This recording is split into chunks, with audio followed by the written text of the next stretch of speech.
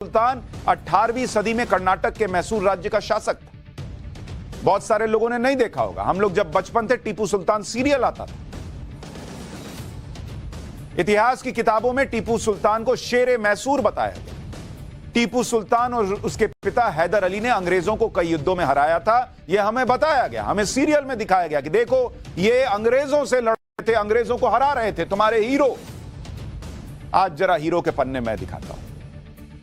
अंग्रेजों के साथ चौथे युद्ध में टीपू सुल्तान लड़ाई में मारा गया। टीपू सुल्तान की तलवार बहुत मशहूर हुई थी, जो वुड्स स्टील से बनी हुई थी और जिससे वो दुश्मन के लौह कवच को भी आसानी से चीर देता था, यह बताया गया। लेकिन मैं पूछना चाहता हूं कि टीपू सुल्तान के बारे में किताबों में कई ऐसी बातें हैं जो हमने रिसर्च की और हमें मिली, जो मैं अभी आपको आगे बताऊंगा, वो क्यों नहीं बताई गई। मैं आपको बताना चाहता हूं, टीपू सुल्तान की तलवार के बारे में किताबों में बताया गया, टीवी सीरियल तक बना। यह बताया जाता है कि टीपू सुल्तान की तलवार के हैंडल पर कुरान की आयतें भी लिखी हुई थी। लेकिन यह नहीं बताया जाता कि टीपू सुल्तान के तलवार के हैंडल पर जो लिखा था उसका मतलब क्या है। मैं आपको तस्वीर दिखाता हूं। यह टीपू सुल्तान के तलवार की जो तस्वीर है वो यहां डालिए। टीपू सुल्तान की यह तलवार है और इसका जो हैंडल है, अगर आप देखेंगे, यह हैंडल, इसको जरा पॉज कीजिए एक सेकंड। ये आप जो देख रहे हैं, इस हैंडल पर यह आयत लिखी हुई है या कुछ लिखा हुआ है। इसको जरा जूम करके दिखाइए। टीपू सुल्तान की तलवार के हैंडल पर जो लिखा था उसका मतलब हमें नहीं बताया गया। जबरदस्त तलवार थी, कवच तोड़कर घुस जाती थी, यह बताया। लेकिन हैंडल पर क्या लिखा था आपको पता है? हैंडल पर लिखा था, मेरी विजयी तलवार काफिरों के विनाश के लिए चमक रही है। इस देश के अंदर जिस आदमी को हीरो बता रहे हैं, उसका यह हिस्सा क्यों नहीं बताया कि वो तलवार पर लिखता था कि काफिरों के विनाश से चमक रही है तलवार? यह क्यों नहीं बताया? इतिहास की किताबों में टीपू सुल्तान को महान और बहादुर बताया गया, पर यह क्यों नहीं बताया गया कि वो दक्षिण भारत का औरंगजेब था? इतिहास के पन्ने कहते हैं कि वो दक्षिण भारत का औरंगजेब था। टीपू सुल्तान के बारे में दावा किया जाता है कि उसने अपने राज में हजारों महिला, पुरुष, बच्चों का कत्लेआम किया। जिन्होंने ये बातें बताई, उनके बारे में उन्होंने जो लिखा वो क्यों नहीं बताया गया? और इतना ही नहीं, अत्याचार ही नहीं किया, फिर उन्हें गुलाम बनाया। टीपू सुल्तान ने सैकड़ों हिंदू मंदिरों को ध्वस्त किया और मैंगलोर, कुर्ग, कोयंबटूर, केरल जैसी जगहों पर हजारों लोगों का धर्मांतरण किया, यह दावा किया जाता है। यह क्यों नहीं पढ़ाया गया हमें? सीरियल में क्यों नहीं दिखाया? टीपू सुल्तान ने न सिर्फ हिंदुओं बल्कि ईसाइयों पर भी अत्याचार किए, यह दावा करने वाले इतिहासकारों के पन्ने क्यों नहीं पढ़ाए गए? उसने चर्च नष्ट किए, जलाए, उनका धर्मांतरण किया, यह कहां चला गया? सीरियल बनाने वालों को नजर नहीं आया कि यह भी तो दिख रहा है कहीं कहीं? टीपू सुल्तान का यह क्रूर चेहरा किताबों में नहीं बताया जाता। क्यों? तभी तो प्रधानमंत्री कह रहे हैं कि साजिशन। इतिहास के पन्ने जो पढ़ाए गए हैं उसमें साजिश की बू आती है। टीपू सुल्तान ने 1788 में कर्नाटक के कोडागु यानी तब के कुर्ग पर हमला किया था। टीपू की सेना ने कोडागु में कई कस्बों और गांवों को तबाह कर दिया था। कुशालपुरा, ताल कावेरी और मदिकेरी गांव पूरी तरह से उजाड़ दिए थे। 40,000 हिंदुओं को जबरन मुसलमान बनाया। इन गांवों में 7,000 मुस्लिम परिवारों को बसाया गया था। यह क्यों नहीं बताया? अच्छा नहीं लग रहा था बताते हुए? तो जब यह अच्छा नहीं लग रहा था बताते हुए, तो उसको हीरो बनाकर उसका सीरियल क्या बना के दिखा रहे थे भाई? इसी तरह से टीपू सुल्तान ने कालीकट के मालाबार में भी सेना भेजी थी। मालाबार में 7,000 ब्राह्मणों समेत कई हिंदू परिवार रहते थे। टीपू सुल्तान ने 2,000 ब्राह्मणों का कत्ल करवा दिया, यह दावा किया जाता है। सैकड़ों हिंदुओं का जबरन धर्मांतरण करवाया। कई हिंदुओं ने जंगलों में भागकर अपनी जान बचाई थी। और हमारे यहां लोग सुबह सुबह पूजा पाठ करके टीपू सुल्तान लगाना, जरा देखें सीरियल। क्या बॉस, ये सब नहीं दिखा आपको? हमारी रिसर्च टीम को दिखा, आपको नहीं दिखा? कालीकट में टीपू सुल्तान की सेना के अत्याचार के बारे में पुर्तगाली यात्री फादर बार्थोलोम्यू ने अपनी किताब the voyage to the East Indies में लिखा है कि 30,000 बर्बर सैनिकों के दल ने रास्ते में जो मिला उसे मार डाला। सैनिकों के साथ एक हाथी पर सवार टीपू सुल्तान भी चल रहा था। उसके पीछे 30,000 सैनिकों का एक और दल था। कालीकट में ज्यादातर पुरुषों और महिलाओं को फांसी पर लटका दिया गया। फांसी पर लटका देने वाले का सीरियल देख रहे थे, लगाना जरा, एंटीना घुमाना जरा, साफ नहीं दिख रहा टीपू सुल्तान। साफ तो आज दिख रहा है जब मैं दिखाऊंगा। मासूम बच्चों को उनकी मांओं के गले से बांधकर फांसी पर लटकाया गया। यह लिख रहा है एक भाई। ये पन्ने क्यों नहीं बताए? हिंदुओं और ईसाइयों को कपड़े उतारकर हाथियों के पैरों से बांध दिया गया था और हाथियों को तब तक घुमाया गया जब तक लोगों के शरीर के टुकड़े टुकड़े नहीं हो गए। यह भी तो टीपू सुल्तान ही था ना। उस वक्त के एक जर्मन यात्री गंटेस्ट ने भी कालीकट में टीपू के अत्याचारों के बारे में बताया। 1788 में टीपू सुल्तान 60,000 की सेना लेकर कालीकट आया और उसने सब तबाह कर दिया। जिस तरह के अत्याचार टीपू सुल्तान की सेना ने किए उसके बारे में बताना भी मुश्किल है, भाई लिख रहे हैं जर्मन यात्री उस वक्त। ऐसे ही दक्षिण का औरंगजेब, यह नाम नहीं दिया जाता कई जगहों। 1964 में लाहौर के पाकिस्तान एडमिनिस्ट्रेटिव स्टाफ कॉलेज से लाइफ ऑफ टीपू सुल्तान के नाम से एक किताब प्रकाशित हुई। अच्छा, कई लोग सोच रहे होंगे इन किताबों में लिखा है ये सही है, नहीं है। भाई जो दूसरा पढ़ा वो भी किताबों से ही पढ़ा ना, तो वो वाला सही था और ये नहीं सही था। ये लिखने वाले सब गलत और वो लिखने वाले सब सही। और टीपू सुल्तान ने अपनी चिट्ठियों में क्या लिखा वो भी आगे बताऊंगा। अभी रुकिए, अभी तो वो चिट्ठियां लगाऊंगा। तो जो किताब आपको बता रहा हूं, लाइफ ऑफ टीपू सुल्तान, इसमें लिखा है कि टीपू सुल्तान ने मालाबार के इलाके में 1 लाख से ज्यादा हिंदुओं और 70,000 से ज्यादा ईसाइयों को कन्वर्ट किया, उनका जबरन धर्मांतरण किया और गोमांस खाने पर मजबूर किया। ऐसे लोगों के पास अब इस्लाम में रहने के अलावा कोई चारा नहीं रह गया था। बाद में इन्होंने अपने बच्चों को इस्लाम की शिक्षा देना शुरू किया। धर्मांतरण के लिए टीपू की इच्छा सिर्फ मालाबार इलाके तक सीमित नहीं थी, उसने कोयंबटूर तक फैलाया। लाइफ ऑफ टीपू में लिखा है। टीपू सुल्तान के बारे में इतिहासकारों ने तो लिखा ही है। खुद टीपू सुल्तान ने अपने मातहतों को लेटर लिखकर मालाबार में कत्लेआम और धर्मांतरण का जिक्र किया था। टीपू सुल्तान ने सईद अब्दुल दुलाई और उसके अधिकारी बदरूज जमा खान को एक चिट्ठी लिखी। उस चिट्ठी में क्या लिखा आपको पता है? टीपू सुल्तान खुद लिख रहा है कि अल्लाह की रहमत से कालीकट में लगभग सभी हिंदुओं को मुसलमान बना दिया गया। केवल कोचीन राज्य की सीमाओं पर कुछ लोग बचे हैं जिनका धर्मांतरण नहीं हुआ है। मैं बहुत जल्दी उनका भी धर्मांतरण कराने के लिए संकल्पित हूं। इस लक्ष्य को हासिल करना मैं जिहाद मानता हूं।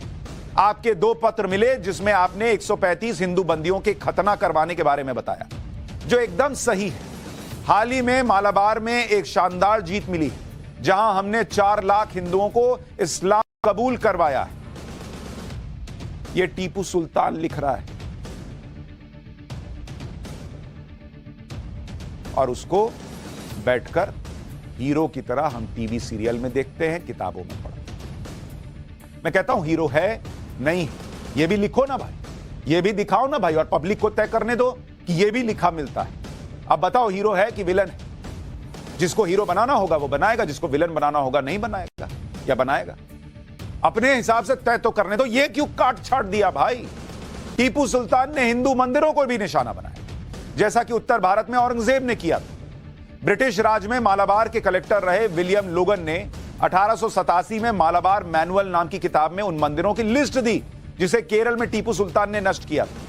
ब्रिटिश इतिहासकार बेंजामिन लेविस राइस के मैसूर गैजेटियर में बताया गया कि जब टीपू सुल्तान की मौत हुई तो इतने बड़े साम्राज्य में सिर्फ 2 हिंदू मंदिर थे जहां नियमित पूजा होती थी।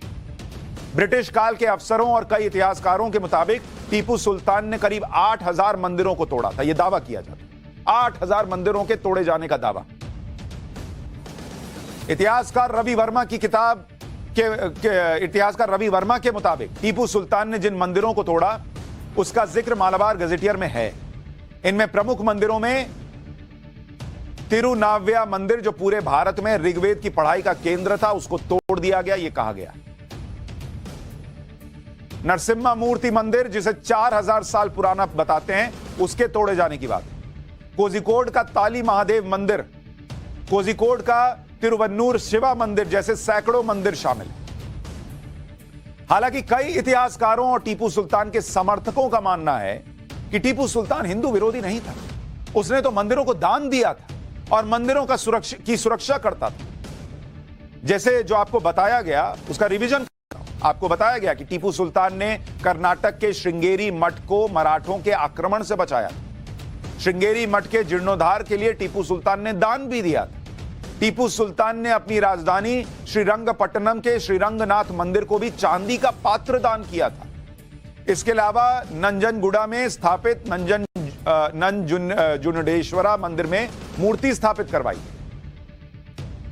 लेकिन कई इतिहासकारों का मानना यह भी है कि टीपू सुल्तान ने कुछ मंदिरों के साथ जो दरियादिली दिखाई, वो उसकी रणनीति का हिस्सा था, क्योंकि टीपू सुल्तान अंग्रेजों के साथ तीसरे युद्ध में बहुत कमजोर पड़ गया था। उसके सामने मराठा निजाम और अंग्रेजों की चुनौती थी। हिंदू बहुल प्रजा को खुश करने और मराठा आक्रमण से खुद को बचाने के लिए टीपू सुल्तान ने इस तरह की नीति को बाद में अपनाया, ये कई इतिहासकार दावा करते। तो इस दावे को भी तो बताना था, क्योंकि ये वही टीपू सुल्तान है जिसके बारे में इतिहासकार के.एम. पणिक्कर ने लिखा है कि जब केरल के एक राजवंश चिराकल राजाओं ने एक मंदिर को ध्वस्त न करने के लिए टीपू सुल्तान को सोना और चांदी देने का ऑफर दिया, तो टीपू सुल्तान ने यह कहा कि तुम पूरी दुनिया भी मुझे दे दो तो मैं हिंदू मंदिर को ध्वस्त करने से खुद को नहीं रोकूंगा। पूरी दुनिया की दौलत दे दो तब भी हिंदू मंदिर को ध्वस्त करने से नहीं रोकूंगा, ये इतिहासकार लिख रहे हैं। और सिर्फ कुछ मंदिरों के लिए जो किया वो बताकर यह बता दिया गया कि अरे यहां हिंदू लेके चलता था भाई, और ये पिछला सारा जो बता रहे हैं, ये जो लिखा हुआ ये क्या है। टीपू सुल्तान ने अपनी राजधानी श्रीरंगपट्टनम में एक जामा मस्जिद बनवाई थी। मस्जिद बनाने के लिए मंदिर को तोड़ा गया था। 1935 के आर्कियोलॉजिकल सर्वे की रिपोर्ट में इस बात का जिक्र है।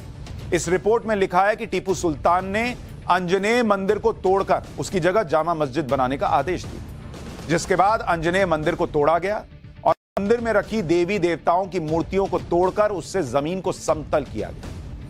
ये बातें सुनकर आपको याद आ रहा, जब मैं औरंगजेब का इतिहास बता रहा था तो क्या बातें आई थी? ऐसी ही चीजें सुनी थी आपने तक? औरंगजेब और टीपू सुल्तान का कनेक्ट जो लोग कहते हैं दक्षिण का औरंगजेब समझ में आ रहा है। और उस जमीन पर जामा मस्जिद का निर्माण किया गया।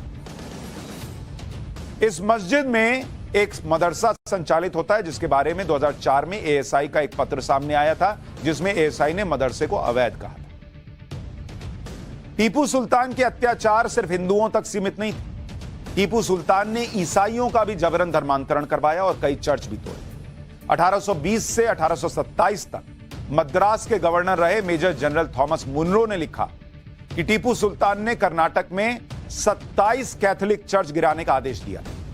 मैंगलोर में 60,000 ईसाइयों को गिरफ्तार कर लिया था। इन सभी को मैंगलोर से श्रीरंगपट्टनम ले जाया गया। इस दौरान 20,000 ईसाइयों की मौत हो गई। 30,000 ईसाइयों को जबरन धर्मांतरण से मुस्लिम बनाया था और सैकड़ों की हत्या की थी। श्रीरंगपट्टनम में ईसाई महिलाओं की शादी जबरन मुसलमानों से करवाई गई। इस दौरान जो भी विरोध करता था उसके नाक, कान और होठ काट दिए जाते थे। अगर कोई भागते हुए पकड़ा जाता था तो टीपू के आदेश पर उसके पैर, एक हाथ, नाक और कान को काट दिया जाता था। 1799 में चौथे एंग्लो मैसूर युद्ध में टीपू सुल्तान की मौत के बाद कर्नल विलियम किर्क पैट्रिक को फारसी में टीपू की हैंडराइटिंग में लिखे 2000 से ज्यादा लेटर मिले थे। इन चिट्ठियों में टीपू ने हिंदुओं को काफिर के तौर पर बताया था और अंग्रेजों को ईसाई बताया, जिसके सफाए और फिर धर्मांतरण की जरूरत टीपू ने बताई, जिससे भारत में इस्लामिक राज को स्थापित किया गया। 1782 में राज संभालते ही टीपू ने सबसे पहला काम किया था कि उसने शहरों और कस्बों को का हिंदू नाम बदलकर इस्लामिक नाम रखना शुरू किया। जैसे मैसूर को नजरबाद किया, मैंगलोर को जलालाबाद किया, कोझिकोड को इस्लामाबाद का नाम दे दिया। टीपू ने सरकारी कामकाज की भाषा कन्नड़ और मराठी से फारसी कर दी। टीपू सुल्तान ने इस्लामिक नियमों के हिसाब से कैलेंडर बनाए। वजन और दूरी मापने के पैमाने भी इस्लामिक आधार पर कर दिए गए थे। लेखक M.H. गोपाल ने अपनी किताब Tipu Sultan's Mysore an economic study में लिखा है कि टीपू ने सेना और प्रशासन के अहम पदों पर ज्यादातर मुसलमानों को रखा। मुसलमानों को टैक्स नहीं देना पड़ता था। इस्लाम धर्म अपनाने वालों को टैक्स देने से छूट मिल जाती थी। क्यों नहीं बताया यह सब? इस देश के लाखों करोड़ों हिंदू आराम से उठकर सुबह पूजा पाठ करके इस आदमी का सीरियल देखते हैं। कितने लोग इसकी किताबें पढ़ते हैं, इस किताबों में इसके बारे में पढ़ते हैं। मैं सिर्फ इतना पूछना चाहता हूं कि अगर इस देश में हिस्ट्री सही ढंग से लिखी गई है तो ये बातें जो लिखी गई हैं, जिन इतिहासकारों ने लिखी हैं, टीपू सुल्तान की चिट्ठियों का जो जिक्र है, वो कहां चला गया?